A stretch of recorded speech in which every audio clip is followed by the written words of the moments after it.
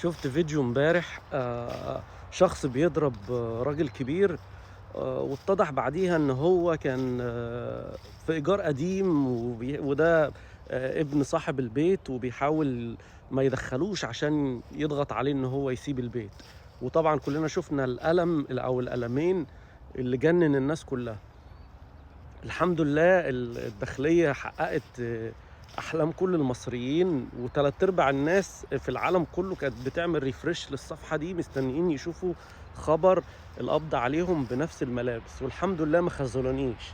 بصراحة الفترة الأخيرة دي أنا متابع جيد للصفحة وسعيد وببقى مبسوط وأنا شايف كل يوم وهم بيمسكوا حد مخالف للقانون. يا جماعة نصيحة لكل الناس، محدش يسيب حقه.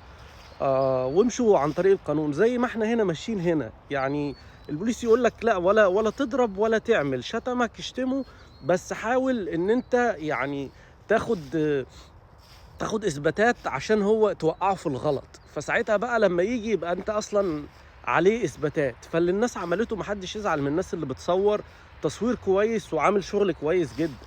من الاخر الاتنين اللي اتمسكوا دول هيتعدموا العافيه وهيتضربوا. كل الناس عارفين ان السجن والحبس والكلام ده كله مش اي كلام، وما فيهوش توصيات، والكلام ده كله هيتظبطوا ظبطه حلوه.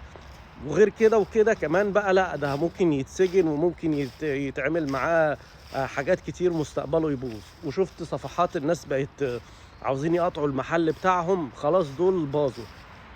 قوة السوشيال ميديا وقوة التصوير في الحاجات الكويسة، مش اللي هم بيروحوا يصوروا العزا والحاجات التدخل اللي ملوش لازمة عشان الترند والكلام ده كله. استعملوا التليفون في الحاجات الصح.